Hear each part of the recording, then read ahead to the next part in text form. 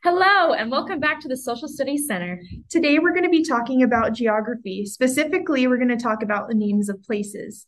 I've recently been looking into names, specifically my name, and I've thought a lot about what names mean and where they come from. And since we're focusing on geography today, I thought that it would be fun if we looked at where names in Idaho come from.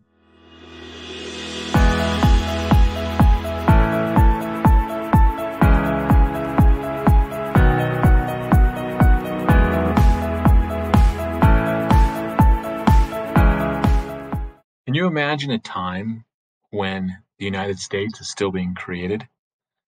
Some states are already there, but others are still being drawn and organized. In the year 1860, a new territory was proposed, and they were waiting to figure out a name. A man named George Willing came along and said, "Hey, how about we use the name Idaho?" People thought that was interesting.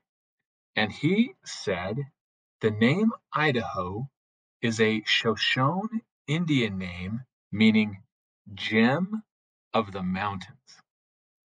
People really loved that name, and they started to try to learn more about it. Unfortunately, as they researched, they began to realize there weren't any Native Americans who actually used that word. They looked at various tribes, and none of them had the word Idaho. When they went back to George Willing, he admitted he actually had made the name up. So that new territory became Colorado. 3 years later, in 1863, a new territory was being organized, and again, they needed a name. They remembered the name that had almost been used for Colorado and decided, even though it was a made up name, they would still use it. And that is how Idaho got its name. Now, that still leaves us with a mystery of how George Willing created the name Idaho. I personally think it might have happened like this. If you can imagine being around a campfire with George Willing thinking to himself or asking others, "So, what do you think we should name the new territory?" And just about that time, when he asked a friend, "What should we name the new territory?" he had shoved a bunch of marshmallows in his mouth. So this was his reply: "I don't know." And George said, "What? What did you say?" And his friend again said, with a mouth full of marshmallows, "I don't know." And George Willing wrote down, "I don't know," as Idaho. I'm not sure, but I think maybe that's how Idaho actually got its name.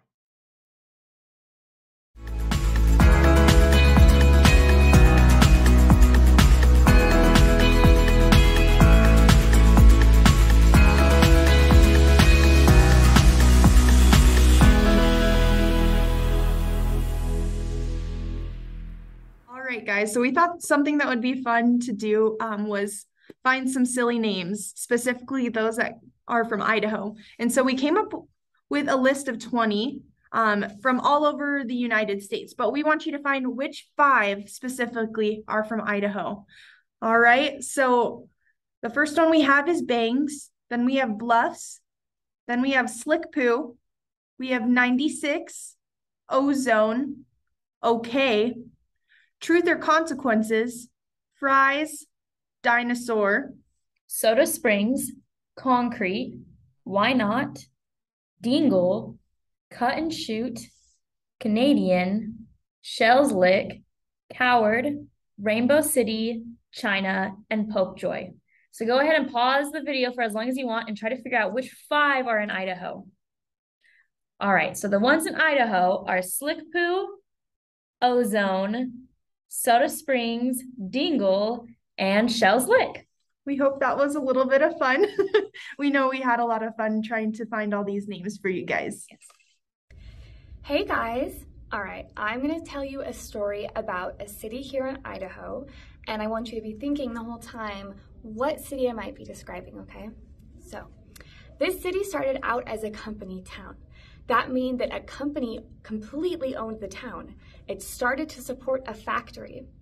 One day, a bunch of farmers in Idaho were trying to figure out what type of crop would be best for the soil of the area that they were looking into. A group of men in Utah got together and formed a company that decided they would make a beet factory in this specific city. So, the beet factory was made and the town grew around it specifically to support that factory. In fact, at one point it was known as Ragtown because it was so camp-like, and there weren't a lot of permanent structures in the town at this point. But the town started to grow, and they built a racetrack and an opera house and a bunch of really cool, awesome stuff, and the town was doing really well. But unfortunately, the beet factory closed in the 1940s because potatoes became the more important crop. There just wasn't enough space for the beets, so they chose to go with the potatoes and the factory closed. And this was actually really hard on the town. A lot of other businesses closed with the factory, and the town population suffered a lot. But eventually, people started moving back to this town and it started to flourish and grow again. However, in the 1970s, the Teton Dam flooded and it wrecked this town. Only 20 buildings were saved from this flood. And so the town decided that they would completely rebuild, remodel, and build a better town than they had before. And that's why you might not recognize the town if you were to look at it from the 1900s to 2022. We no longer have an opera house in this town or a racetrack, but it's still a great town. Now, I'm going to give you one hint onto what the name of this town is, okay? The factory that it originally was based on was a sugar beet factory. All right, they were known for sweetness. Yep, you guys, it's Sugar, Idaho. Thanks for listening. Hey everybody, I'm Mrs. Lee. And I'm Miss Two. And we want you to try and figure out, based on these clues, what the name of our city is. So let me move to our next page. So this first image shows a landscape or overhead view of just some of the city. This next picture is a super popular painting and mural that's in the city, and lots of people love to go take pictures in front of it. This next one is just of a park that's located in the city. It has a bunch of pickleball courts, which a lot of people like to utilize. All right, and these are pictures of a dam that broke in 1976 and actually flooded the town. This last image here is of the founder of the town. His name is Thomas E. Ricks, and he actually also founded a college, which is located in the city. The name has now since changed, but it's still the same college. He was also a leader of a group of pioneers that was sent from Salt Lake City. And if you haven't guessed it by now, this is Rexburg.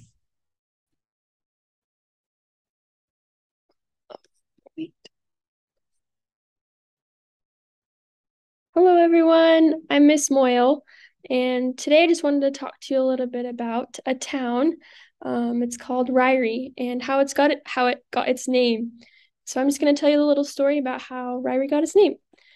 So back in 1888, there was this man named David Ryrie. He was looking to move out west to farm and to establish a new town. So eventually he found this piece of land he could live on and start this farm and start establishing this town he had in mind. And later, just a few years later, in 1891, a family, the Joseph Hiram Lovell family, joined David Ryrie on this small piece of land because they also had the hopes of starting a farm and establishing a town. But shortly after this family moved to this small town, the father, Joseph, he passed away due to a harsh sickness that he had. And the Lovell family, they were devastated. They didn't know how they were going to take care of the farm that they had been working so hard on. But David Ryrie, he noticed this and he stepped in to help this family build up their farm so that they could keep it and stay where they were. And during this time where David was helping out this family, he met one of the Lovell daughters, Leah Ann, and they got married. And together they established this small town, and they built a stone house that actually still stands today in Ryrie. And eventually, more and more people, they moved into this town. And so when there was more people, there was a need for things such as like schools, churches, and other things to establish a community. And David Ryrie and Leah Ann, they helped with this. They helped establish this community to build it into a town. And so eventually over time, as the town grew and as towns around the small town Ryrie grew, transporting things to and from began to get a little more tricky as there was more things to transport, more things to bring in. They needed ways to move these things back and forth. And so during this time in the United States, the railroads were being built in many different places. And so David Ryrie thought, maybe we should build a railroad and make it transporting these things to and from our towns a lot easier. And so he had this idea. So in order to build a railroad, he needed a lot of land to make this railroad through Ryrie. And so he went around to each farmer and asked each farmer if they were willing to give up a piece of their land. And this was really difficult because a lot of farmers didn't want to give up their land. It's because their land was something that was very important to them. That was their life. That's what they did, and the farming and such. And so eventually he was able to gather all the land that he needed to. In addition, he gave up a lot of his land to make this building of the railroad possible. And so now that the railroad was being built, the railroad company asked David Ryrie, what's this town going to be named that the railroad's going to be running through? And they suggested the idea. They think, David, we should name this town after you because you were the one who gathered all the land and made it possible for the railroad to run through this town. So that is how Ryrie got its name, was because it was named after David Ryrie, the one who helped establish the railroad through this small town. Hi students, so we're going to do the same thing, and I'm going to tell you all about a city in Idaho, and I want you thinking in your head and figuring out where in Idaho this could be.